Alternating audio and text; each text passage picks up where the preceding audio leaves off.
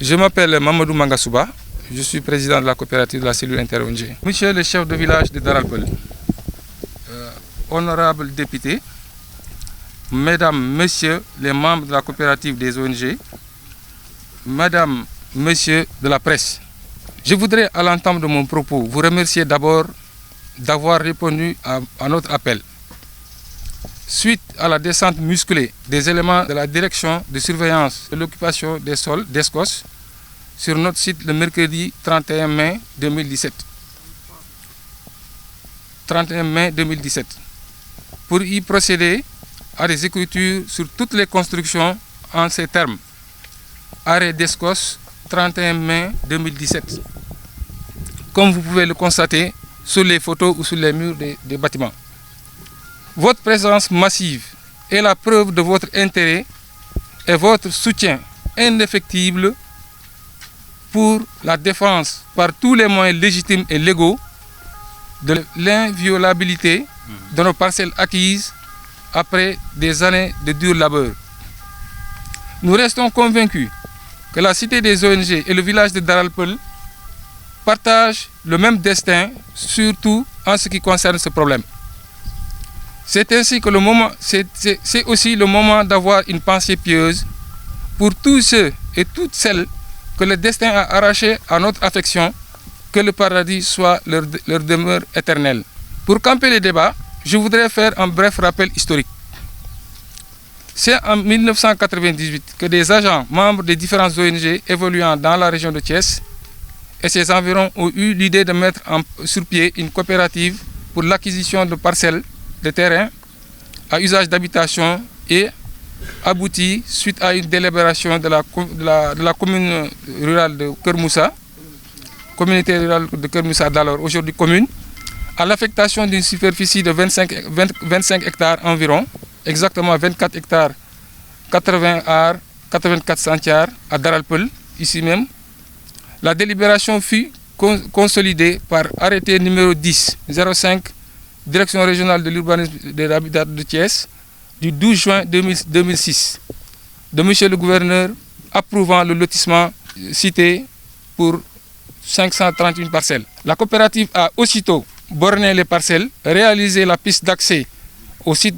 suite à l'autorisation délivrée par la Régie des chemins de fer du Sénégal pour ouvrir un passage à niveau sur la voie ferrée. Elle a procédé à l'installation d'un réseau électrique et d'un réseau d'adduction d'eau testé et livré par les services compétents sur une longueur de 6 km. Dès lors, les membres de la coopérative ont opté pour la construction de leur logement. Un certain nombre de ces habitations sont déjà achevées et habitées. C'est dans ce contexte que des éléments de l'armée sont passés pour détruire des constructions, des fondations, des poteaux électriques, des lampadaires, des bornes, et tout ce qui pouvait l'être, sans sommation et sans saisine de notre organisation. Après ces faits, l'administration de la coopérative s'est rapprochée des autorités administratives pour être édifiée. Par suite, un CRD spécial a été convoqué, la reconstitution du domaine militaire a été évoquée et s'en est suivi la décision émanant du chef d'état-major général des armées par courrier numéro 0087 EMG DECI CLTT du 25 mars 2008 de laisser les ONG conserver leur lotissement situé au sud-ouest de l'école polytechnique de Thiès. Cette décision a été notifiée par lettre adressée à M. le gouverneur le 31 mars 2008. Cette notification a servi de motif de reprise des travaux d'investissement sur le site jusqu'en mars 2016, date à laquelle l'armée s'est signalée à nouveau et de la même manière un retour vers les autorités de la gendarmerie suite à une convocation du commandant de brigade de Thiès a donné naissance à une accalmie du fait que nous détenons toutes les autorisations requises. D'autant qu'une copie du document d'autorisation a été déposée auprès de M. le procureur de la République qui promet d'étudier de plus près. C'est dans cette atmosphère que le 31 mai 2017, des éléments supposés du DESCOS sont passés écrire sur les murs de nos maisons en chantier ou habitées, arrêt Descos, 31 mai 2017, que vous pouvez constater de visu. De ce qui précède, et fort des droits que nous détenons des autorités compétentes en matière foncière, et qu'aucune d'entre elles n'ignore, tant au niveau national qu'au niveau régional, nous lançons un appel à son Excellence, Monsieur le Président de la République, Monsieur Macky Sall, pour qu'il intime l'ordre à l'armée nationale en général, au commandant de la zone 7 de Thiès et à la brigade de gendarmerie de Nguent en particulier, d'arrêter les harcèlements, les intimidations exercées sur nos coopérateurs et leurs ouvriers. Nous invitons Monsieur le gouverneur de la région, représentant du président de la République et de tout le gouvernement, par ailleurs président du groupe opérationnel, seule entité habilitée à démolir dans la région, à mettre en œuvre une décision arrêtée par le chef d'état-major général des armées par courrier numéro 0087 EMG DE CLTT du 25 mars 2008 adressé à son prédécesseur qui disait, je cite, « Les ONG conservent leur lotissement situé au sud-ouest de l'école polytechnique de Thiès. Le reliquat du domaine militaire devra permettre à la Comico de construire sur 100 hectares au sud de l'école polytechnique des logements pour les militaires de la base de Thiès et abriter 2 bataillons ainsi qu'une zone de vie au nord-ouest de cette école. » Voilà, Madame, Monsieur, tous les documents cités dans mon propos sont annexés à la présente déclaration. Je vous remercie de votre aimable attention. Tay li nga xamantene moñu fi dajale moy mbolo mi nga xamantene ñom ñi ngi bok ci kurel yi ñi wax organisation non gouvernementale ay mbolo yo xamantene ñi ngi langondok nguur gi di liggéey mu jëm ci askan wi ñoño nak ñom ñoo am fi ci dëkk bi nga xamne mo tuddu Daaral Pël suuf suñ leen fi jox ndax ñu def ko ay këru dëkkuwaay loola nag mi ngi sosoo ci at mi nga xam ne moom la ñuy wax 1998 boobu ba léegi ci kaw lool moo tax ñun tey ñu rafetlu jataay bi te jataay bi seetlu ngeen ne borom dëkk bi Daaral Pël mi ngi toog ndax suñ dëkkandoor la imaam dégg ngeen moo ñaan léegi gis ngeen ne waa dëkk bi ñu ci bari tubarkalla ñi ngi fi waaye tey nag ñu am gan goo xamante ne gan gu am tedd nga macha allah nga xamante ne moom ci tànnew fu xeet wi muy ndawal réew mi ñu koy wax assemblée nationale moom kenn la ci ñoom muy député honorable député Hélène Tine nga xamante ne danañ gën a feeñal dëgg-dëgg sant ko gërëm ko ndax fépp fu askan wi soxlaa ko gis nañ mu taxaw leen ci kaw bu fekkee ne am na bànneex ak naqar loolu sax moo tax ba bu ñu paree danañ ko jox mu sànni ci ñaari baat waaye tey aali kalaj gi mooy ne tey jii ñun dañu nekk fii di tabax am ñoo xamante ne dëkk nañ tabax nañ bu yàgg ba dëkk ñeneen ñi ñi ngi waaj ñeneen ñi ngi tàmbali liñ naan léegi kenn yu njëkk yi muy li ñu koy wax fondation loola nag tey ñu fekk ñu fi kuréel goo xamante ne Descos lañ koy wax ñu ne mooy toppatoo mbiru suuf si ak dëkkuwaay ñëw mooy bés bi nga xam ne moom lañ wax fanweeri fan ci mois de mai fekkuñu fi ne képp koo xamante ne yaa ngi tabax wala yaa ngi liggéey na nga dakkal li ngay def rawatina lool mu bind ko ci bépp foo xamante ne tabax am na fa mu bind fa loolu fi def fa màndargaam ne moo tere nit ñi nañ taxaw bu kenn liggéeyati mu nekk lu ñu jaaxal suuf soo xamante ni ñun këyit bu mu war a am nañu ko te ci këyit yi dana am benn këyit boo xamante ne da ngeen ma may ma feeñal ko muy këyit goo xamante ne ki nga xam ne moom lañ naan moo jiite réew mi muy président de la république moo ngeen seetee këyit gaa ngi nii gis ngeen ne décret la boo xamante ne président Abdoulaye Wade moo ko signé waaye jamono boobu ka nga xamante ne moom moo nekkoon mu ñu falal ko premier ministre moo doon ki nga xam ne moo nekk président tey muy président Macky Sall moom it def na ci xaatimam wane ne fii de jox nañu ko cité ONG yi nga xamante ne ñoom ñoo fi war a dëkk seen dëkkuwaay la muy loo xamante ne bon defe naa ne firnde mënu koo weesu dañu xamul nag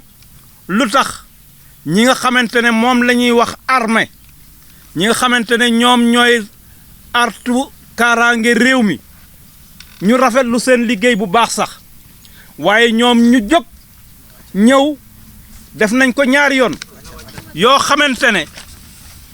ñaari yoon yoo xam ne dañ ñoo fekk ñuy liggéey suñ liñ fi defoon lépp ñu yàq ko amoon nañ fi liñ naan électricité réseau électricité amoon nañ fi loo xamante ne ci wàllu ndox nit ñi ngir naan ak i tabax ak suñ jur yi man cee naan waaye lépp ba njëkk a ñëw lu bëri lañ ca faagaagal ñaareelu yoon ñëwaat nañ ko defaat lu mel noonu ñun nag ginnaaw dañ ñu yaree a yar bu baax ñun dañoo dem jaar fi ñu war a jaar xeexuñu ci li ñu def mooy dem ci yoon waaye bañ demee ci yoon ñu waxtaan gisoon nañ na ka nga xam ne moom moo jiite armée bi bind na ci loxoom ne moom fii kat ONG yee ko moom nañ leen ko bàyyee ndax ñun waa armée li ñu dese mën nañ cee def li nga xamante ne moom la ñu soxla kayit yooyu yëpp tey jii yéen waaye katu taskatu xibaar yi danañ leen ko jox ngeen téye ko muy ay firnde yoo xamante ne mu leer ne fii nii suñu alal la te it dëkk bu rafet lañ dëkk ak ñi nga xamante ne ñoo dëkk fii mooy daaral pël ñu fas fi yéene def fi suñuy makkaan yar fa suñuy njaboot liggéey wéy liggéey réew mi te ragal naa ne loolu mooy tax Sénégal jëm kanam ñu nag li nga xamante ne moom la ñuy ñaan tey mooy kilifa réew mi ki nga xamante ne moom la ñuy wax président Macky Sall na ko dégg te it mu ñëw atte boo xamante ne ñun wóor nañu ne dana tegu ci dëgg te it bu tegoo ci dëgg ñun ñii ñoon ñooy am ndam ñun la ñuy delloo suñu suuf ñu dellu ci suñu liggéey loolu nag ñi ngi ñaan itam ñi nga xam ne dañuy ñëw di ñu gund xatal ñi nga xam ne dañuy ñëw di ñu jéem a tiital ñu won leen ne ñun kat dañ leen di ñaan ñu taxaw loolu bañatee am waaye lii de dafa nekk loo xamante ne suñu moomeel te it dañ fee bëgg dëkk incha allahu rabi ñaareel bi yar fa suñ njaboot ba yàlla def li nga xamante ne moom lay def loolu nag moo tax ba yéen waa réew mi ñi ngi leen koy yëgal yéen waa bitim réew ñi ngi leen koy yëgal képp koo xam ne yaa ngi dox ci ay yelleefu doom aadama ak la nga xamante ne mooy waru garam ak la nga xamante ne moom lañ ko warlool ñu ngi lay naan nga taxaw ci lii ndax nooteel baaxul te it du nekk koo jéem a yaakaar ne yaa ko ëpp doole nga noot ko ñun de li ñuy ñaan mooy jàmm ak salaam ñu bàyyee ñu suñuy kër yi ñu tabax ko dëkk bu rafet bokk ci ñi nga xamante ne ñooy liggéey réew mi liñ naan Sénégal am yëkkatekuk doom aadama ko sax dàkk nasaraan di ko wax développement durable yàlla na am ci réew mi jërë ngeen jëf. maa ngi sant yàlla. teew fii tey ci Daral Pël fekk fii chef de village yu Daral Pël chef de village yu ngi lay nuyu di la ziar di nuyu bu baax imam bi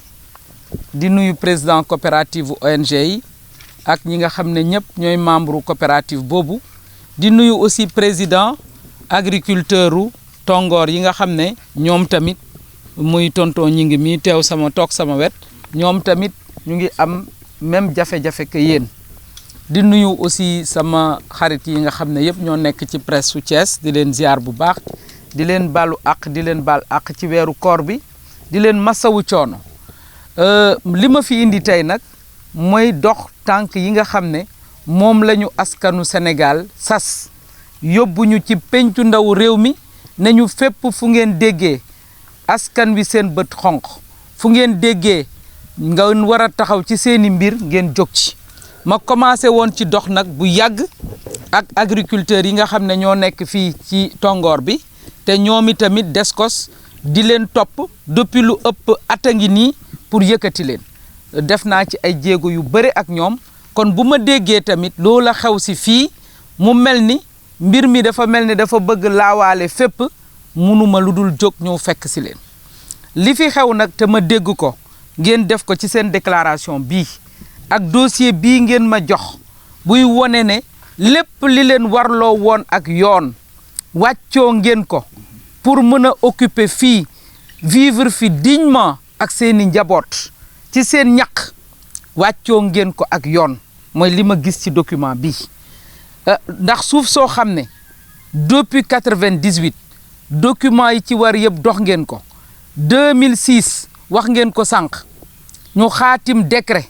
boo xam ne président de la république Ablaye Wade moo ko signé woon premier ministre am Macky Sall te doon président tey contresigné ko kon bu ñu yegsee tey ba fii tey ñu bëgg leen yëkkati loolu dafa nekk ne injustice la moo tax ñun ñu ñëw taxaw seen wet pour ànd ak yéen pour fépp fu ngeen koy doxee ñun ñu ànd ci ak yéen ba ñu saafara ko parce que nag mënuñu wax ne tey dañoo bëgg habitat social ñu fexe ba teg ay mesures yu tax ba sénégalais yëpp mën a am seen dëkkuwaay président de la république jël bu yàggul benn décision bu mag conseil des ministres ne fépp fu am ay titres précaires et révocables nañ leen def ay titres fonciers Sénégal yëpp rafetlu ko ñu di ko ndamoo ñëw fii fekk fi ay sénégalais yoo xam ne dañoo daan seen doole jaar fi leen yoon wax ñu bëgg leen yëkkati loolu c'est une grande contradiction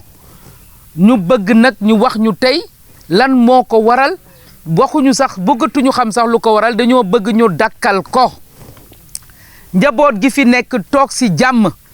ndax bu jàllee fii nag dana yegg Daral Pël bu ñu nangoo lii am ca tool ya jógee ko ca tool ya ñëw fii ci cité ONG yi bu ñu paree dana egg Daral Pël su jógee Daral Pël it dana yegg ci sama dëkku mbokku séeréer yi nga xam ne yëpp ñoo wër zone militaire bi te ñun ñii dëkk caali su boobaa duñu ci mucc man dama bëgg ñu wax ñu lan la ñu xaatim ak ay forces ak yeneen réew yu war a tax tey